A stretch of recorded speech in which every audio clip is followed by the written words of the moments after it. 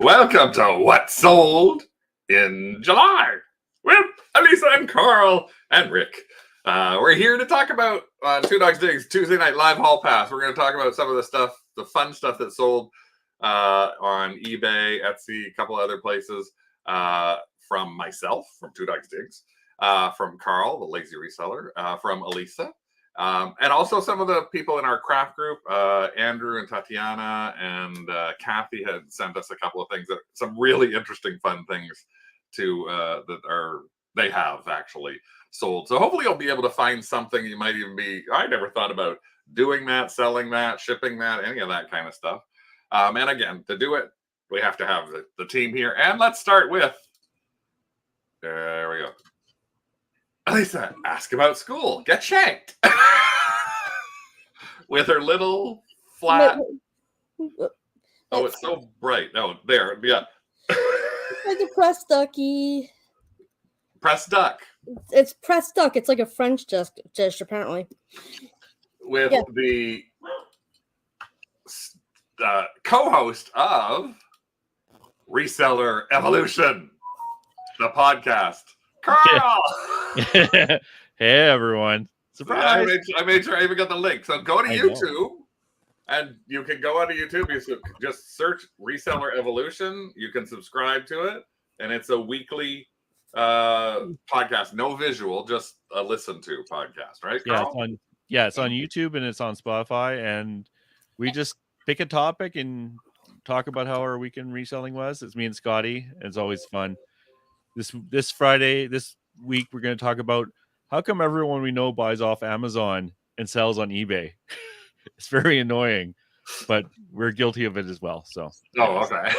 Yeah. And to the other half, Mr. Good Dog. Hello. So I thought I'd start the show before we go with a little story that I just thought was quite interesting. So this week, I think it was this week or early this week or last week, there was a post. I think it was either like a Facebook post or a TikTok or an Instagram post or something like that. And it was talking about this couple of guys who were on a game show. And it ran and it sort of went viral. And it was a couple who were on Supermarket Sweep back in like the 1980s. And they were a gay couple. And they had to introduce themselves as my business partner. And they're actually still together. Business partner, my good friends. So I thought what you might all be interested in is they weren't the only gay couple to appear on a game show. Look who these young folks are. This is Rick and I on Bumper Stumpers, a game show Bumper Stumpers, where you had to guess what license plates read without like vowels, and it would be like they put a license plate up and you go tooth doctor, and it would be like TTHDTR, like kind of thing. Right. A couple of interesting things. Number one, this was 1988, so we've been together 2 years. Number two, I had hair, not a lot, but I did have some hair. And Sally Jesse Raphael glasses. And Sally Jesse glasses. But the thing that struck me the thing that struck me the most in this was that I didn't realize that we were the same height. Except we weren't. They made Rick stand on a box. So we actually won our round, and we had to come out from Rick being my level to standing beside. Ray, you look like you should have a pocket protector and a slide rule. This is my famous Willy Wear suit, like from the 80s. It was actually Willy Wear. And yeah, it was strange, but you can tell a little more on the story if you want, Rick. Well, basically, I'd seen the viral post, and there was a follow-up to the viral post. The couple actually responded to it, saying, well, here we are. It's 27 years later, and we've been together 40 years and blah, blah, blah. Yeah. And we actually did have a business together.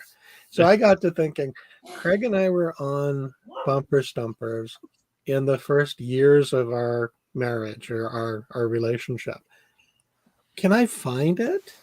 can I actually figure out how to track down the episode? And I did a search, bumper stumpers, Craig and Rick. And through the magic of searching and rabbit holes, I found a gay dude with his husband of 20 years who have a repository of game shows. They traded videos with other people through the years, and he actually had our episode. So I sent him a very poignant message. Hey, I'm Rick. I'm a gay dude in a relationship. I saw this viral post. Is there any possibility that you can give me the copy of the video that we were in? And I got a response in like 10 minutes with a link to download the video. Awesome.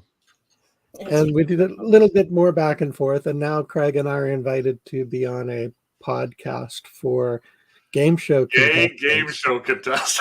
No, game show contestants. Oh, sorry, just regular game show contestants. People who have been on game shows with interesting stories. Yeah, that wasn't the only game show we were on. I was on Definition. With your mom, and you were molested. I was on what? I was on the MTV Canada version of there was some weird show. I just remember being strapped to a wheel that got spun around. Yeah, I was on that one too. It was Gallagher hosted it. Yeah, so there were a few game shows back in the early days. So yeah, we only got on the show because Craig had a friend in the production company that was looking for people to be on the show because they were running out of contestants. They ran out of contestants. It was a brand new show. In they were running out of contestants. They called up Craig and like, sure, no problem. Let's go. And then the people that we played against and lost after the first round, we won $2,600, which in 1988 was big money. The people that we played against, because the first round, Rick was really great.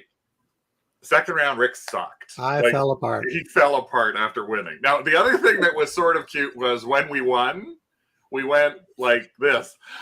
Yeah. Yeah, the thing that gets me. It was like, yeah. The thing that got me was every time we had a good answer, I would shake Craig's hand. Yeah, he shook my hand like 6 times. Craig? Oh, it's really silly. So, Carl, we are in the presence of greatness in this Highwood Squares. I'm learning things this show. I did not know. Charmaine asked, "What is Definition?" You must be young. And Lisa said, "I love Definition." She old. Lisa Wall said, "I was late for school because Definition came on." Definition was this strange Canadian game show. Basically, it was Wheel of Fortune, except you got set with a celebrity contestant. My celebrity contestant was Brian Linehan. Brian Linehan, who in Canada was like the biggest movie interviewer, or he was everywhere back in the 80s. If a movie came to Jiminy Glick without the weight. Oh yeah, he was like the Roger Ebert of Canada with movies and stuff like that. So he knew everybody. He was on, they interviewed him everywhere. He was creepy as heck, and he kept leaning in towards me and I thought he put his hand on me, and I was like, oh my god, it was just a strange thing. I lost. They ran out of contestants. Typical, I guess, in Canada. I called my mom. She drove down. They put her on. She won. Now, the unfortunate thing is when she won, they had no idea who their sponsors were going to be for that particular season yet. So they had to take a break and say, and here's what you won, Audrey. And then they cut away, and then they came back, and they just said, now be happy. My mother won a set of bikinis. My 65-year-old mother won a set of women's bikinis. That's even better. Yeah, and she won 2 games. Her second game, she was so ecstatic because, oh my god, I needed that so much. I had a set of encyclopedias. My parting gift was hair curlers and a lady's watch. Which was just so yes, Jim Perry was the host, and it was actually filmed about 2 blocks from our house. You can find that sometimes on Game Show Network. It'll show up there. Even in the States, it'll show up on Game Show Network. Bumper Stumpers does that as well, because it was actually a Mark Goodson, Bill Todman production kind of thing. So Yeah, it was produced by the Global Television Network and was distributed to Game Show Network or Game Show TV. So that's where our copy came from. Enough of this silliness. A big thank you to everybody who's joining us here, who's watching us live, and those of you who watch us afterwards. Now you've started a show going, what the hell am I turning into watch? This has got nothing to do with what sold in July. I was like, no, it doesn't really have anything to do with what sold in July. This was a fun thing that Rick decided to sort of surprise me with yesterday. He's like, look what I found. Turn off the TV, turn on the Apple TV. And I'm like, all of a sudden he put da, da, da, and I was like, oh my God, it's Bumper Stumper. So it was actually quite fun. Now, here's something I just wanted to show you because I thought this was actually something else that was funny because I did go to a couple of thrift stores. Didn't pick up very much in the past little while. I wasn't as lucky as Charmaine and Brian, who took a little trip into Michigan and a little south to the longest garage sale in the world, a road trip down that goes all the way down through, I think, Tennessee and Kentucky. And Janet London Wire was also at it too. And they bought 163 insulators. If you're in the craft group, you'll see a post with all of these glass insulators that they bought. That I said, oh my God. And Rick said, no, I wouldn't have let you buy them. So it's just interesting to see them all. They got them for like $5 really couldn't cheap. Get rid of them. Not worth as much now. My buddy found a $20,000 one. He's super into insulators. Yeah. And he found like the holy grail of them. So, yeah. Well, I think one or two of them that Charmaine and Brian found were like, they called Mickey Mouse insulators, and they actually were worth the whole $165 or $165 each. So they'll make money from the two for all of the ones that they didn't end up selling once they sell those. So I thought that was really interesting. So Tina says the 127 goes to the northern part of Alabama. I had it on my calendar, but ended up speaking in Minnesota where you had to be at. And Janet had a great time as always. I couldn't convince Rick to go. Maybe next year. It's the heat. The idea of the heat is just something that he just doesn't want to put up with. I can put up with the driving. He just didn't want to put up with the heat. So, but something else that when I was at some thrift stores, I didn't find a lot of stuff, as I said, like Charmaine. Oh, there we go. Brian sold the first one today for $50, and another guy's already interested in 4 others. $190 for $65. That's a buy. That's a buy I would probably buy. I'd be very tempted. I'd be fighting with Rick. The heat was brutal. Yes, I could just imagine. Hey, Ollie. So one of the things I saw, which I thought was really interesting this past week, I was in a place, and this is literally in my local thrift store as of today. So I'm just going to see if I can show you this. It'll show it. All carded wrestling figures. Like an entire collection of wrestling figures that somebody had donated into their store today. And I thought, well, every once in a while, somebody's been a bad boy. And oh no! And my guess is that the other half said, "Okay, you're going to cheat on me. Bye bye to all." Or the roommate said, "You're not going to pay your rent. Guess what's going out?" There wasn't anything to buy. And the unfortunate thing was they were all priced around $14.99. Oh yeah. And they actually retail for in the neighborhood of $20-25. And if they retailed for more, the cards were too crunched for me to pick up, even with the 30% off on senior day. But that wasn't even the best one that I saw. Take a look at this one that I also found at a different one of the thrift stores I go to. This was, we have to go here. This. No, not that. This one. Back at the very back of this one, take a look at this. See that big, huge bugger there? Cool. It is. I had to have them pull it out for me to take a look at. It is. This is what it is. It's some like Halo kind of figure. $299. Nope. At the thrift. So again, that was to me. The husband is like, well, you think nope. You would say no, right? Look how much it sells for. Yeah. $1,000, and there's actually solds at over $1,000 on this, and it's gone. It went within a day. Somebody paid $299 for it. So it's always interesting to me when you find stuff like that and you wonder, how did it get there? And not only did that piece get there, but on that same day, when I walked in, I saw somebody looking at another piece that had sold had a $199 price tag on it. I sort of peeked over at it. I tried to get a picture of it. It was about a $550 action figure like that. Yeah. And there was another figure, but he picked it up and he walked away with it. There was another figure somebody else was looking at that was a $149 figure that was priced at $250. So there was almost $1,500 to $2,000 worth of in 3 toys with solds that have been donated to a local thrift store. And it always makes me wonder, how do they get some of the people always say, oh, you can never get anything good. If you were a collector of that would be an amazing find. I told Rick about it and he told me, why didn't you buy it? And I said, because it was $299. He said, yeah, but it was senior day. It would have been $199 for you. I said, you think I could have come home with a $199 thing and said, look what I bought for $199? And you would have said, you would have killed me. Like, it was also large and heavy. Like, it's a metal, big, heavy figure. So it's interesting. But I mean, big and heavy and large is nothing for some people, because like, you could have something big and heavy and large that is more like this. A big R2-D2 figure. And yes, this is one of Elisa's sold. Tell us about it. Well, I picked it up. It was on Facebook Marketplace maybe 5 years ago. And I'm like, okay, this is awesome. It was $50, but then I had one of the like a bear, like one of those country bear people things, like stuffed animals from the 80s. Yeah. And the lady's like, oh, well, I'll take $20 off if you give me that. I'm like, sold.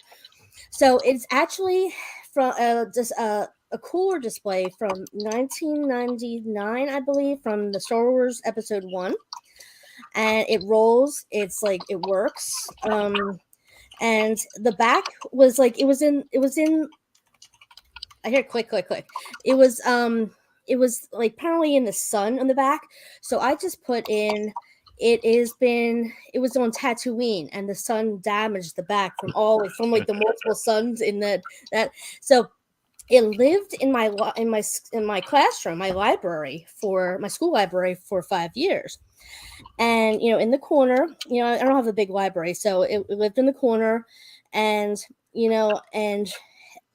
my students know, don't F with R2, because, I'm like, I said, that's for sale on eBay. Don't touch. And in 5 years, not one kindergartner, not one 5th grader up to 5th grade touched my R2. So, I mean, it rolls too. It's amazing. It was amazing. So I actually sold it locally. It took a long time to sell locally, but, and I had, I put a stuffed Yoda in there, and the people were so happy, and I sold it for, I think, went out the door $300, I think. So you sold this locally, but you did still list it and sell it on eBay. I mean, for the whole time I had it listed, maybe the last 3 years, I had so many people saying, "Oh, ship it to me." And I mean, I'm 5 feet tall. R2 was about 4.5 feet tall, and it has like that. The dome is removable, and it's I mean, you crack it, it's forget about it. So, yeah, I'm like, I am not shipping this. I said, I will. If you want to arrange shipping, you want to get a shipping company to pack it, you're welcome to do that. But I mean, I had people all over the world asking me to ship this thing, and I'm like, no. No. Probably Japan. Michael has just the body of an R2. Yeah, I'm sure there's somebody who'd want that. Yeah, you want R2 for his body, Heather likes things big and heavy. She married him, Bob. As you can see, Rick did the same with me. So. Yeah, but that was, I mean, so I'm when I don't go back to school, because don't get shanked, but it was, I'm gonna be waiting for the kids to say, hey, hey, where's R2? Because it was just so, it was there for most of their childhood, their elementary school age. And they're like, it was like not even there. They don't even see it anymore. 50 inch or two. Well, no, it's nice to know again. Like, I think a lot of people would think that the only place that you could even think about doing a pickup if you're on eBay is like in like LA or New York City. But it's like, it doesn't have to be there. You can put it in. It just may take time. Did you have it listed on eBay for all that time? For about 3 years. Yeah. So it did pay off. So you finally got rid of R2 and you'll just disappoint some children. Nothing wrong with that. Don't care. No. I mean, also I teach STEM, which involves robotics as well. So, R2. So it wasn't stored there. It was robotics. Okay. Yeah. Right. Yeah, because we did get asked, do you just use your school as a storage facility? No, it's actually it's a teaching thing. It's a teachable moment. Now, something that may not have a child, may have a child happy or an adult happy is something, Carl, that seems like it might be quite large too. Oh yeah, this was cool. I was happy when I picked it up. It's a keytar. Yeah, I actually did a video too. I became unlazy. Look, it's like, oh wait, did it work? Oh, we can't hear it, but believe me, there's music there. It's playing Last Christmas. Yeah. We can't hear it though, but it was Last Christmas. This thing was so neat. And the most annoying thing, we're talking about local sales. So I frankenboxed and packed this thing for over half an hour or 40 minutes because I wanted to make sure the box was good and everything. I go to ship it. They bought it in Ottawa. I could have dropped it off at their house in less time it took me to pack this thing and saved myself a lot of sweat and frustration. I didn't even think of checking that though. So anyways, I thought this thing was really cool. It was just fun. I already got good reviews, so I'm happy about that. So it's not coming back. How much as a tip, Carl, before you start packing things, go into eBay and print off your pick list. The pick list will include the address of the recipients. Oh, the pick list. I don't. So this is just something interesting that I noted. You took the picture, so Yamaha's the right way up, and everything else is upside down. All this stuff is upside down. Yeah. Well, whatever. Hey, I sold it full price. So. That's true, and you did sell it for $260. Wow. Yeah. Nice. So you found that at a thrift. I found it at a thrift. I was like, it was cheap. It might have been $25 at most. Well, Lisa said she just had a sale on Posh today, and it's going across the street from her work. I know. I usually don't local deliver, but if it's something like this, like I would totally have local delivered for free. Usually, what I do is if someone asks me for local delivery, I say yes, and if I'm feeling generous, I'll actually just drop it off at their house because I hate waiting around for people to show up at my house so much. I'd rather drive across Ottawa and drop it off. But well, I wanted to show you that we didn't shy away. We had talked about doing something large, and we did put on a couple of large dolls. This is one of the ones that we put on. Here's Rick's little video that he put on, a little turntable. Bad hair. This was something I actually picked up and we've had for years. This is kind of the thing that Rick used to hide in closets, and I'd open up the closet and it would fall out on top of me and scare the crap out of me. He just loved doing that with any kind of life-size type doll that we happen to have. And I will see if I got that picture. Where is it? And here it is today. Me taking it out. That's how big of a box it is. 40 by 17 by 9. It's Doug. Yeah, Doug's just sitting there just staring at he is so grumpy. I'll be taking the picture. Now, the interesting thing was, this is actually, as Rick had to do, one of the things about something like this, when you're trying to sell something that's large, is just making sure that if you are going to ship it, you're already fixing on two things. One, my thing is always have the box ready. Because the last thing you want to do is have something big like that and then go, oh, crap. I got to find a box. I got to build something. Oh, we've had that happen a couple of times before. And so I've said to Rick, I want this listed. I am not listing it until we have a box ready for it. So we actually had this, and we had the little Betsy McCall's brother doll. We put them both on. This one sold. We thought the Betsy McCall brother would. It didn't sell. We had them both on auction. but Rick backed them all both up, so they were both sitting in boxes ready for when they go to sell. But he also had to do a lot of checking of shipping options, because how much did your options for shipping this came all over the board, didn't they, Rick? Yeah, the cheapest was actually through our cross-border shipper Stallion. Their FedEx rate worked out to $35 Canadian. We charged 50 US, so the $35 Canadian plus $4 for insurance, that'll go off very well. The USPS prices I was getting quoted were in the $150 to $175 US range. So it's always good to check all of the different things. So Rick was checking eBay, he was checking pirate ship, he was checking like every possible way. He was checking our cross-border shipper options so that we knew that we weren't going to end up losing money on this. And it did, in essence, we thought his first quote, actually, when he did this, we thought it was going to be $65. So I actually buried a little bit of that cost into the start of the auction, because we did start that auction at $199 for her, and she ended up selling for us for $210.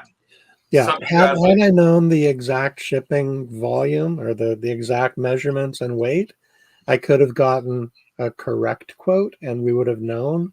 But we covered it with the $50. We covered it with the $50. I thought we were going to have to cover 25 of it in our own. I thought we were going to have to cover 25 of that cost of $50 on our own, but we didn't actually have to do that. So it gave us the ability to put it up there and sell it. So you can see there's three things there, everybody, that don't be shy to think about selling something large. But one, try and see if you can find the box for it first, or sell it locally. Try Facebook Marketplace or even on eBay if you've got the opportunity.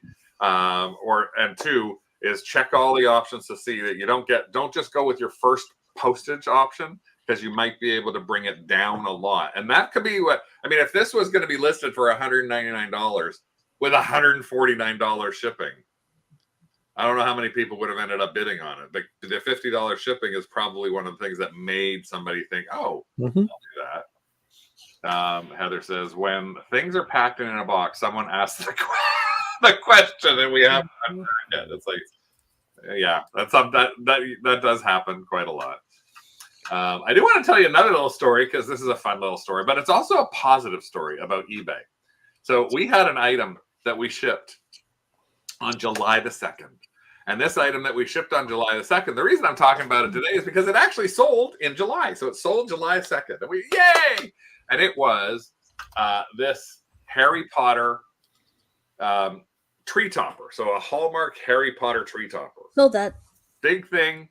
Had it for a couple of years. I happened to buy it after the pandemic from a store that was trying to get rid of everything because they weren't doing good sales. So I picked it up for, I think, about $50 instead of what it retailed for. It might have even been $30. And it's like, okay, the brand new still was in the box. So Rick took all the pictures of it. There's the box for it. It's quite a large box. A couple of dents on it, but the inside was perfect. And I saw everybody else was listing this for like $225. So I thought, you know what? I'm going to list it and try and compete against them by going against it at $195 with shipping added. And we sold it in like an hour. Yay! We sold this in an hour. That was so much fun that we had it because we had two. Yay, we'll ship this. So we threw it into our shipper. And July 2nd, it went out to our shipper. And then I thought, well, maybe it's July 4th. It's not showing up across the border. July 9th, it's not showing up across the border. So we chase it down, and it's never been received by USPS. Oh, no. So we have a $200 thing that we've dropped off with our postage carrier. They say they got it, but they say it's not our responsibility. We dropped it off at the USPS, and USPS is going, we never got it. We don't know what you're talking about. So we waited and waited. I sent the guy messages saying, I'm sorry. And then finally, last week, he's like, I'm sorry, I can't wait. I'd like my money back. So I was like, okay, money back. I guess we have to give you your money back. It's now been a month since you bought it. So I guess it's reasonable. Here's your money back. The problem with here's your money back was that meant our pay from eBay last week was very, very low. They took out the $195 from our pay. So I was like, oh, that really reduced the pay. yesterday. Don't know why. Rick decides he's just got to go plug that, of all things, just randomly. I have the tabs for Stallion and Chit Chats open on my computer at all times. But randomly you decided I looked to at the Chit Chats tab and I did a refresh, and I noticed that the status of the package went from in transit to inducted. Received. Like, oh my. On August the 5th. On August 5th. It was scanned by USPS in New York. 32 days later. Mm-hmm. 3 days after I refunded him fully. And now it's on to its next hop. But I did speak with eBay. I'm on eBay concierge service, so I messaged eBay and spoke to them in concierge, and we're going to be covered because they can see that it was dropped off and basically lost by USPS. I don't know how they're covering it. My assumption is they're not going to be able to go back to the person that they refunded the money to and try and steal it back again.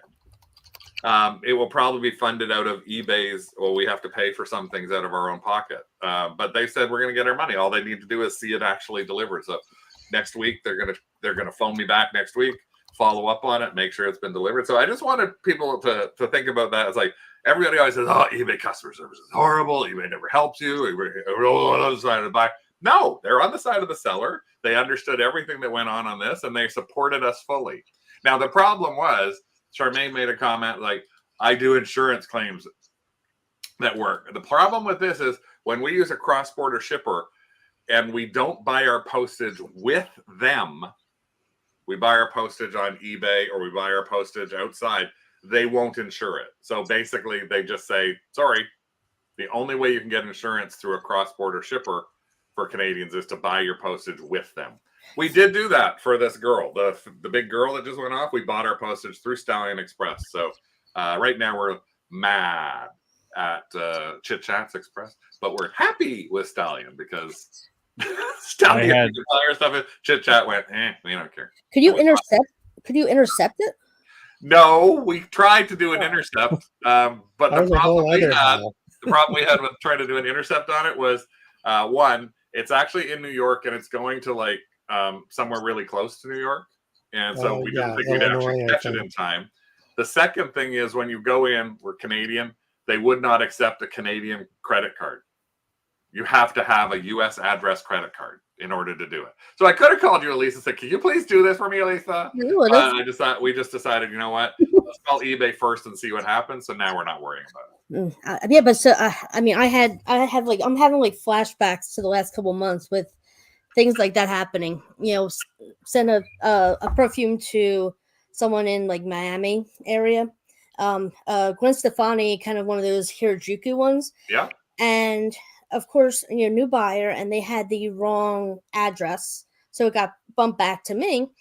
And I kept on saying, "Hey, I have your package. I'll send it out. Just pay for the return shipping, to get it back to you." And no response. I mean, and then, oh yeah, I want it. Okay, well, what's the address? Well, this thing went on for 2.5 months. And it was like, and like they put in I sent it, they received it. I got positive reviews saying they received it. And then they put in a thing with the credit card company saying they didn't receive it. And it was a nightmare. It was a nightmare. Finally, after 2.5 months, stop laughing. Yeah. And then I sent something to somewhere in, like the Hannah Montana Barbie doll to somewhere in Mexico. And it got handed off to the local Mexican postal service, and they did something with it, and I'm like, I don't speak Spanish. Sorry, I can't help you. Well, we actually saw that, like somebody just said, you've seen rumblings about that happening with me too. A lot with Chit Chat. Yep. It's happened to me. It was really bad. It happens to all of us. And again, 90% of the stuff, I like saying we try and keep everything as positive as we can. We just have to, like, the positivity about it is we found it. If we had lost it, again, what I always try and tell people, I know not everybody agrees with me on this one thing, but I always tell people you lost the amount you invested in it. So it wouldn't have been a loss of $200 US for us. It would have been a loss of $50. But in a lot of cases, if we sold something for $100 and we only paid $1 for it, it got lost for some reason. It's like you lost $1. Quit. Don't focus on the $100 potential that you could have lost. That's one thing. Let's see.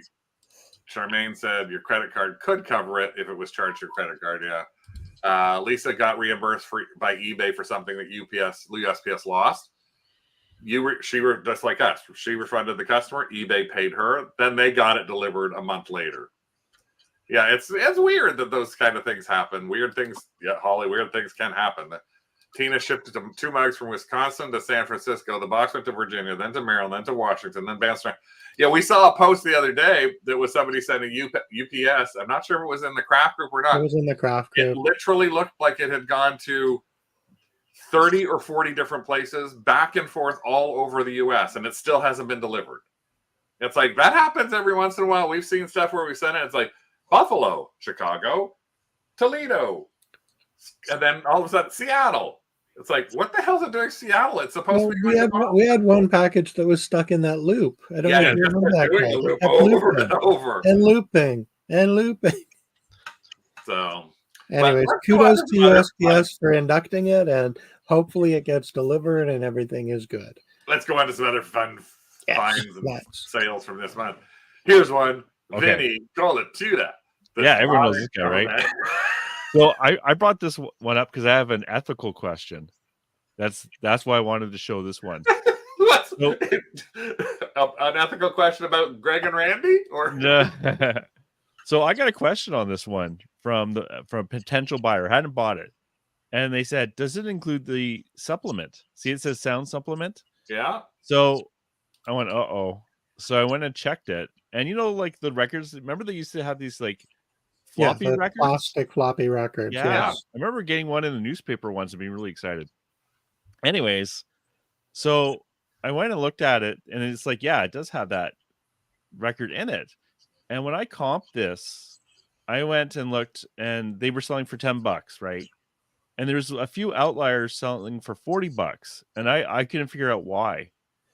So what I figured is the ones that sold for $10 didn't have the supplements. So what do you? This is actually, I'm going to ask you, what do you do?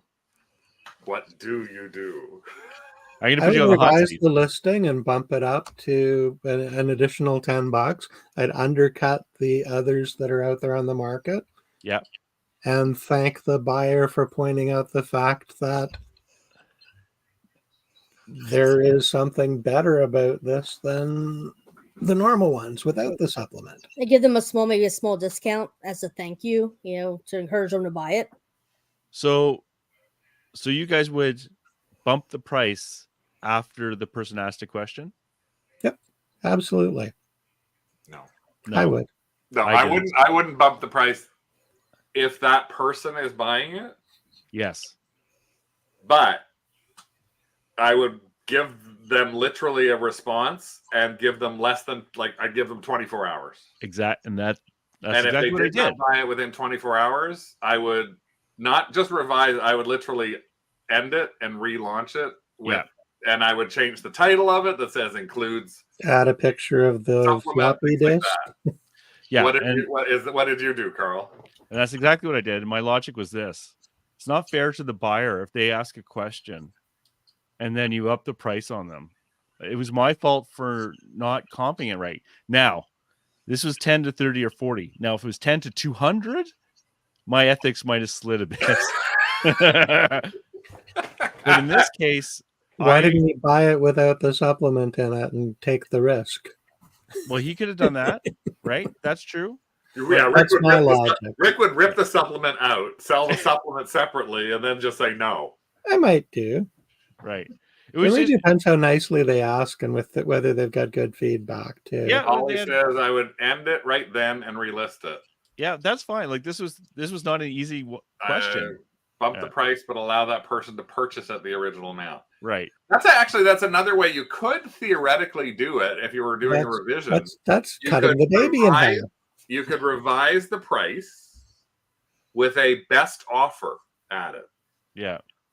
And tell the person, I didn't realize it was in there. I have to adjust the price, but if you want it, I'll accept your best offer at $10 for the next 24 hours. I could have done that too. It'd been up for a while, so no one had bought it in 3 months. So it wasn't like it was going to go.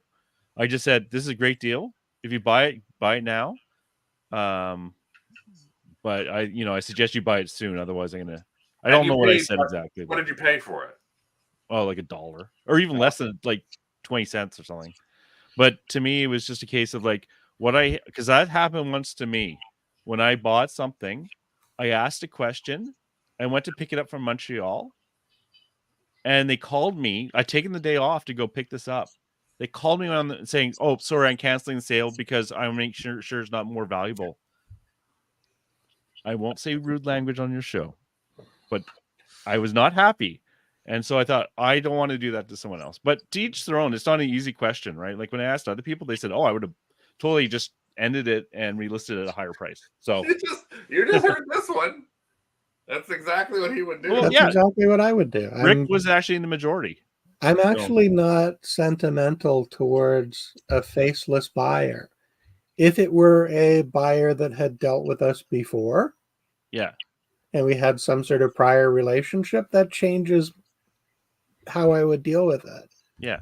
I mean, Again, I also don't know what Carl's saying. We're in this game to make money.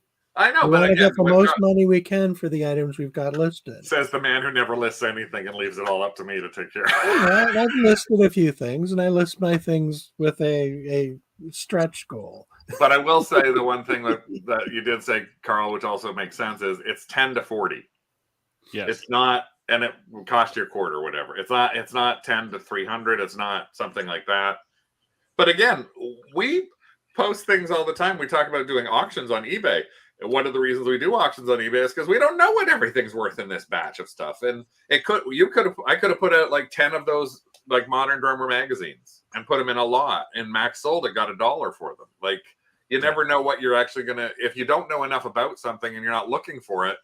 It's sort of like, if someone asks you the question, yeah, I'm more the kind, I would look for it. I'd say, oh yes, it's there. And then I would try and give them that one option. But then it would be like, no, I wouldn't take it away from them buying it, because I don't feel right doing that. Someone else said pull it and blocked them. I don't care.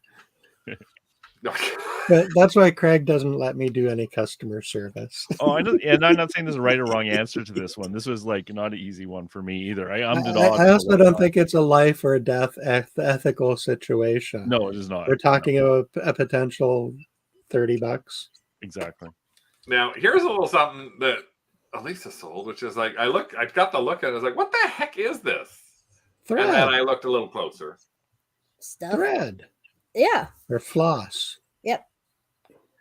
Somebody has wound them up on these thread winders. It's a certain brands. I can't remember the name of the brand, but it's from the 50s or maybe earlier. And it took a long time to sell. It took a long time. Yeah, thread winders. Took a long time to sell. I bought that during my industrial chic phase. I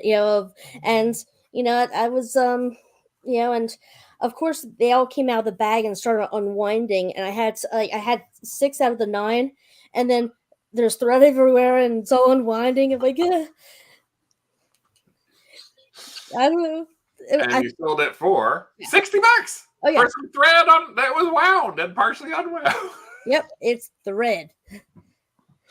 Well, we talked to you about selling something big and heavy, which was the meat grinder, and then we decided to take it apart. That meat grinder was selling for like $70 on average, so we took it apart and we sold this.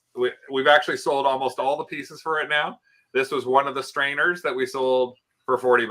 I was not trying to recreate female anatomy in that. A couple of days later, we actually ended up selling the little screw thing that squishes everything else for another $14, and we sold the other 2 pieces for $40 each. So we ended up making doubled the money by splitting this into 4 little, and we still actually have 1 or 2 little pieces from it. I think the handle as well, because we have the handle and the little catch basin that we've seen sell for $15 as well. So we could make a little more money from it, but it was just another way to take a look at something. And go, this is big, this is heavy. I don't really want to sell something that's like 9 pounds.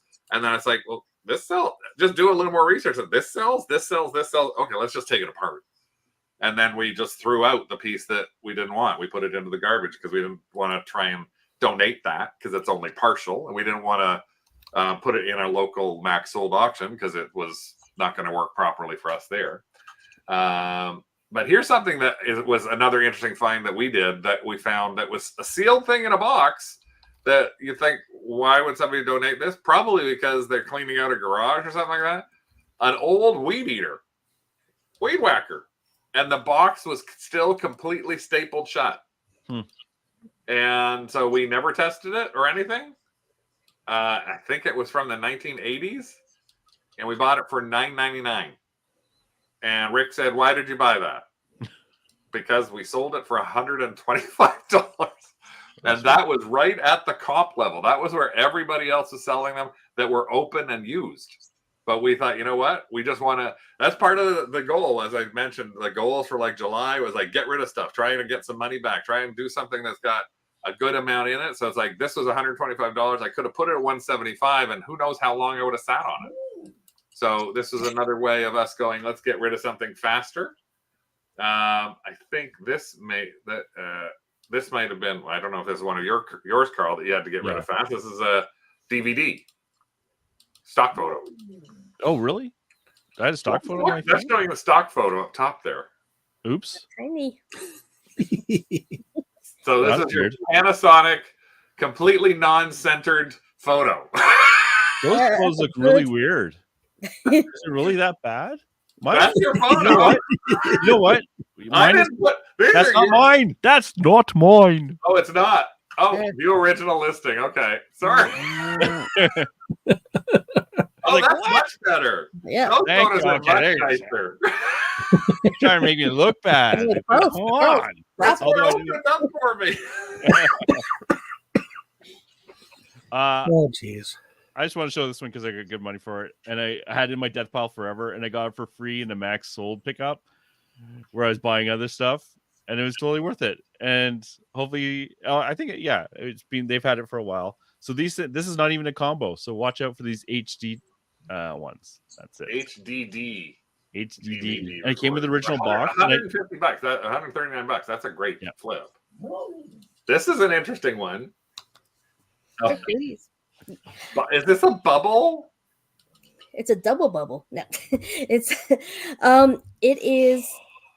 Yeah, it is a 1980s lava lamp drip clock. Oh, neat. Yeah.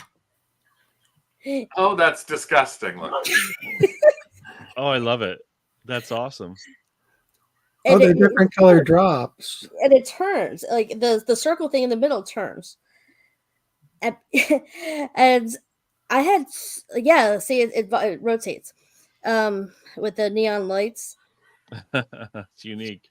It is. I had so many people say, "Oh, and like it would be good for like people with autism, like it's like a stimming or something." I'm not sure, but thing is when it rotates, you can't really hear. I mean, there's sounds not on, but it would go click, click, click, click, like loudly. And I put that in the video. I put a note and everything. And I had, from the time it was in my death pile, and from the time I posted it, it had, see, to hear the sounds. I had so many people like lowball me, and finally it sold this month. Wow, $135. That's great. Click. That's a click. Click, click. Or no, it's people are watching. Wow. Wait, what happened? It's a cha-ching, not a click. Yeah. And then you could click your heels a couple of times and end up in the Emerald City in these. Yeah, they sold last week. I forgot. Now I'm forgetting everything. It's the one the funny design style. The Betsy Johnson. Thank you. And sparkly turquoise party shoes. Now, when you sell shoes, do you actually do anything to the measurements on them, or do you just actually say it's this, it's size 8 or size that? I wonder what people in the chat would say too. Is you just put a size on them? Because I've heard some people actually measure the actual instep with a loose tape measure just for people to. No, I don't, there's probably pictures in there, maybe not, I'm not sure, but I always tape measure the length. And the only picture I can see is this one that has a measure in it. Yeah, that's the heel, because people they're always asking what the heel length is. But yeah, I always do the length of, like, running shoes, or sneakers or loafers, because it, like, sometimes it's like the size is either worn off, or it's so in there that you really can't see what the size is. So, in case it's worn off, I always like to have a tape, like a tape measure that says, okay, this is, there's no size, or it's worn off. Please look at the dimensions. Sizely as a shoe template. I used to use Sizely for when I tried doing stuff, and then I stopped using it. Too much measuring. Too much measuring. Cowboys and Indians. Okay, this one was funny because it sold for good money, which I know you're going to show in a second. The person asked me just to send him two of the horses, the red horses and the yellow horse. He said, "Don't send me anything else." He just wanted those 3. So you sold the whole lot, yeah, for one price, and then he only wanted this, and this. And then he sent me a link to a website to check out, because this is a rare Canadian versions of these horses. And you sold just those 3 horses for 50 American, yeah. So I kept the rest. Yeah. And so now, have you redone the pictures? No, I committed to a flea market booth. So I'm just gonna take it there. Yeah. But it was interesting because it's like, okay, now I'm gonna be on the lookout for these red and yellow horses. Especially especially these hollow. Well, those aren't hollow, those are solid. Yeah. These guys, I've seen those kind of things. I've seen so many. Surprised that with that he didn't want this guy. Me too. Since it's the same kind of color mix as the 2 of those are. Yeah. But no, that's a great flip for $50. I was worried about INAD. I was, but everyone said do not worry about it because it was in the message. Oh, okay. This is well, I'm always talking about plates. I showed you this in a Thrift It or Throw It, I think it was. This is a Royal Dalton set. We paid $3.99. It's a kid's plate and their bowl. I had 2 of them, so I decided I was going to try, hopefully sell them together. But I can't remember if I listed them separately or I listed them as 2 pair, and they bought both pair for $29 a piece. So again, something that costs a couple of bucks, and it's a plate again. We just want people to always be looking out for something that's a little bit, oh, look, that's what I see. I see a giraffe there. It's not just your regular kind of plates. You can get good money on them. And this is another thing we showed you before, which was in a Thrift It or Throw It. This was the Little Prince. We did put these up for auction. This had crazing. We identified the crazing that was all over the cup on its own. We paid $5.99 for 4 pieces. We auctioned them all. I put them a little low in what I thought to maybe get rid of them in one shot. This is the only one we got a bid on, but we got a bid of $30 for just the one cup. So I made the money on the cup. I now have to add those other things back in as the time goes on for me to say, okay, time for me to put this back on. It's not on auction now that it's ended. I'm going to show Fluff, then I'm going to show you a couple of things from our group. This is Fluff. That's her name. It's not just Fluff, but it's Fluff. Yeah, in the last in the end of June, we told this. Craig and I told the story last month, but I was at a thrift store. I'm actually at the beach again right now, my friend's house. And I said I found all these vintage dolls, and I said, "Hey, Craig, should I buy this one?" He said, "No, it's Fluff." And I'm like, "Oh, okay, that means it's it's like dollar." I said, "Yes, it's Fluff," and you thought I meant no, it's Fluff. Yeah. So then we went back and forth. Who's on first? What's on second?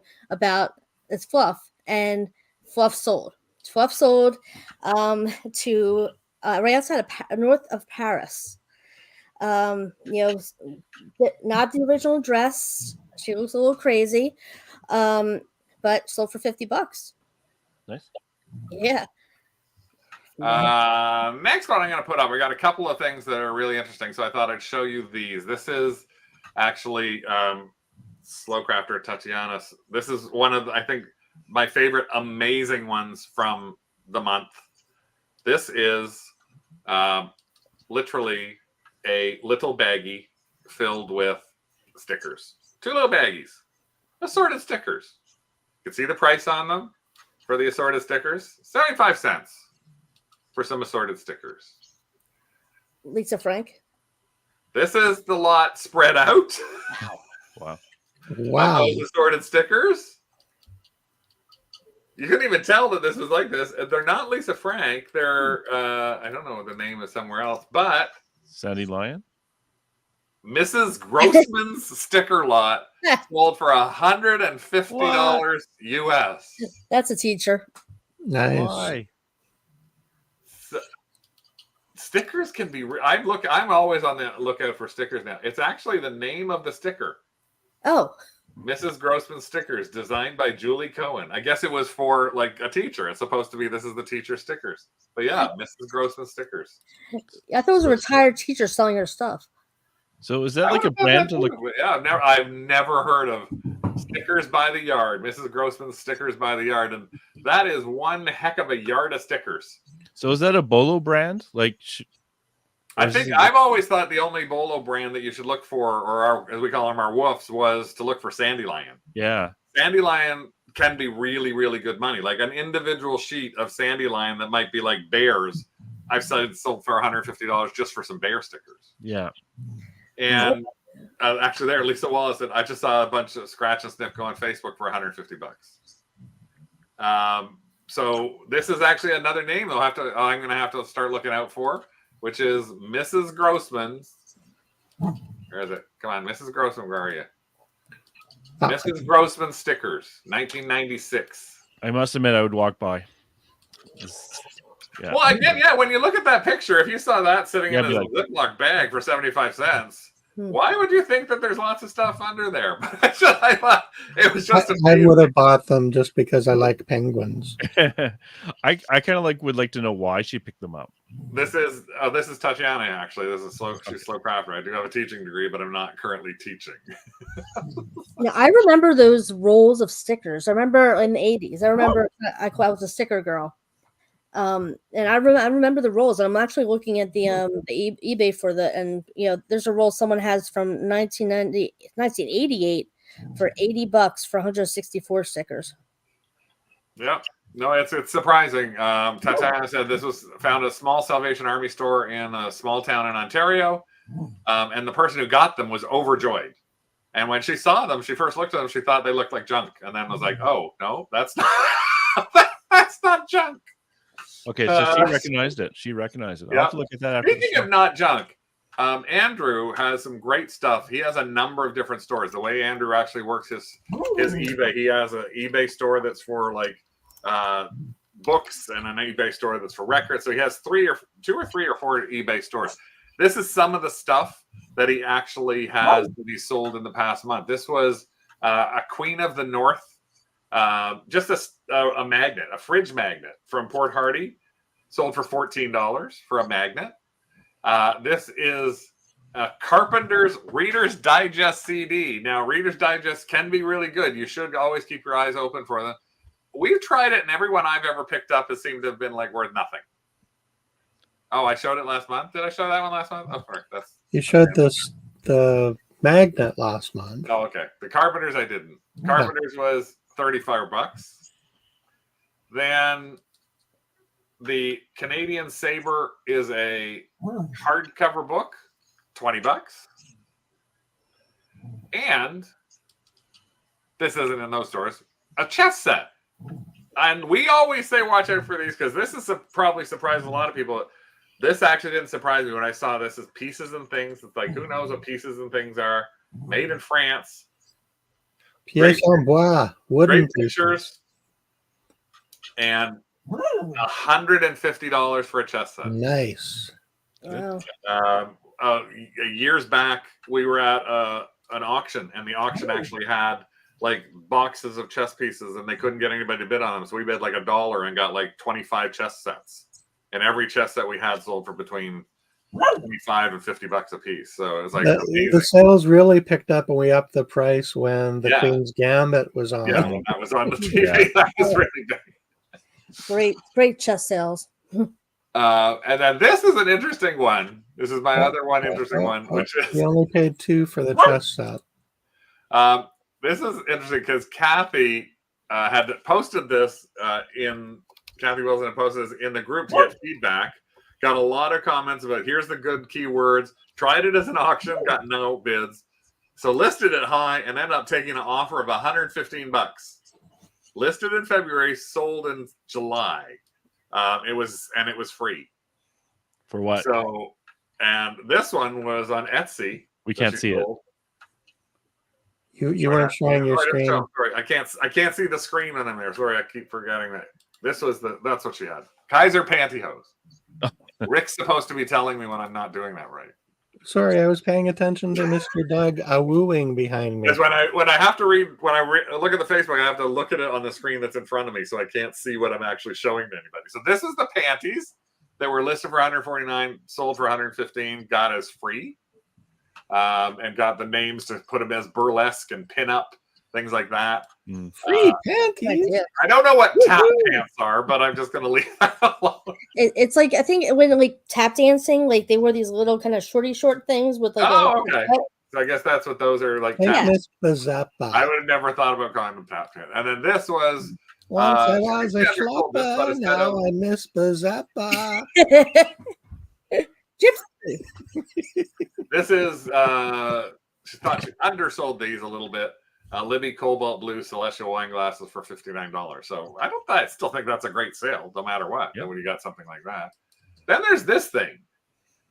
Oh, that's not theirs. That's one of ours. That's Elisa's. That's mine. It's a thing.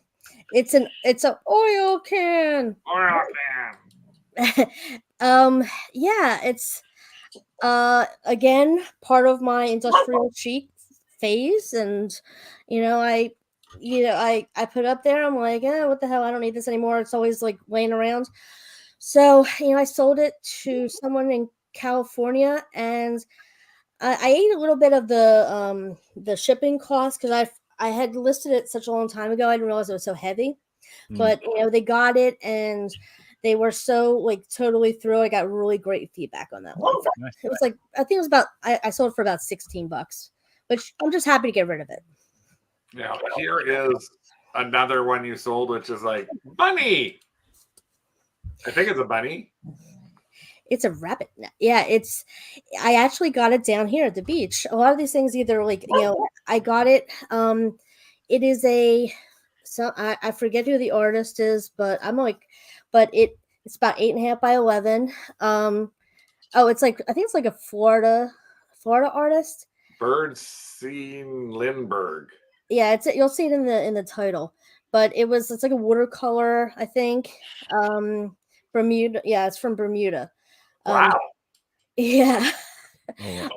I got it for I bought it for about 45 because I saw the comps and I'm like, oh hell yeah, and and it sold pretty fast. Yeah, we have to do a little more, I think, with that one, with the stuff that we've got for our prints and things like that, because I would like to sell a few more of those that we haven't sold to date on this. I think this is yours, Carl. Oh yeah, I just want to show this because this was a huge bulk buy. So Salvation Army had a crap load of these. I bought. Oh yeah, I see that often at our Salvation Army. Like they get a dump load of something. And they're asking $5 each, and I actually negotiated. And I said, well, if I take everything, and so they said 4, and I said, how about $350? And they actually went for it. So I bought 60 of these things. Oh my god. Yeah, I know, eh? Power move. And I was like, I'm just gonna buy them all because I like I said, I'm setting up my flea market, and these are perfect for the flea market. I sold one online already for 20 American, and like I said, I bought $3.50 each. So it'll take forever to sell, but I love these big bulk buys. One listing, or there are two types, so 2 listings, lots of inventory. They can sit around forever. Good profits. Easy that's one of the nice things too, is when you can find a bulk load of something and you can go, okay, if I can, and like if you sell 2 of them, you're gonna cover everything off that you needed to cover. So it ends up being like, okay, I've now everything I got is free. I got one of those I'm going to show you next week that I picked up as well. I just didn't. I'm not going to get a chance to get to that today. So one last one I'm just going to show you as a, sort of the last thing on here, and it's one of Elisa's. If you are a member of the Kennel Club, you will see that us every once in a while we post videos. They're called Woofs, and every June or July is the launch of Hallmark's Christmas ornaments. And I posted my top 10 of my, I said, these are 10 things that you should look at because you'll be able to flip these hopefully pretty fast and hopefully make some good money if you want to do them. Well, Elisa looked at what we actually posted and did it with one of the items, which is this Xbox. So here's a little tip. If you happen to be going to a Hallmark, keep your eyes open for this guy.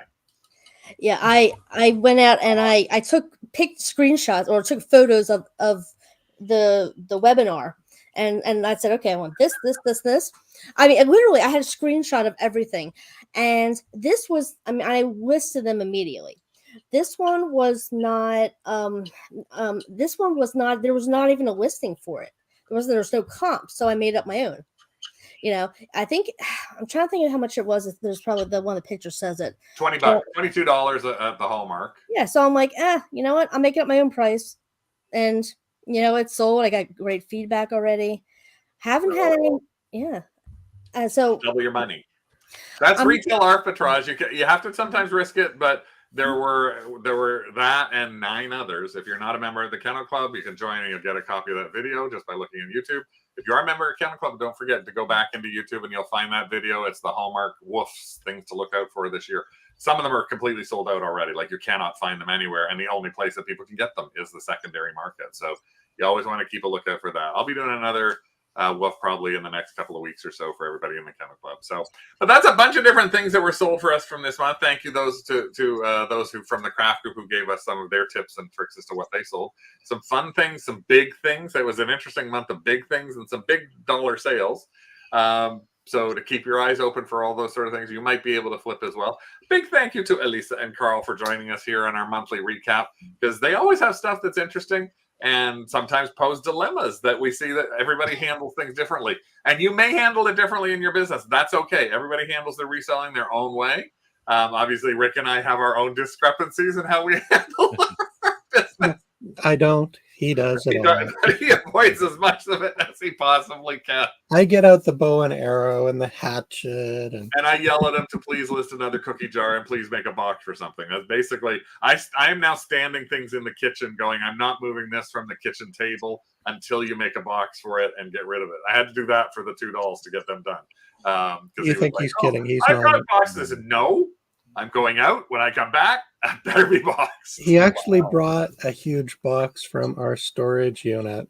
Yeah. To set on the counter next to the McCall doll. Don't forget, Carl is on Reseller Evolution, the podcast, every Friday. You can join that, subscribe to it, and you'll hear them talking about some great stuff. You can hear that in the background. And Elisa is not on anything other than here, as far as I know. So you can hear her talking again next month. I want summer break. She's on her summer. Don't ask me anything else about it. Trying to figure out how she can break it to her students when they come in and don't see R2D2 there. But thank you both for joining us here. Rick, thank you, obviously, for being here with us, too. And thanks to everybody for joining us here. Everybody's a Kennel Club member, and everybody's watching after the fact. Woof. Thanks so much. We'll talk to you soon. Take care. Bye, everyone. Ciao.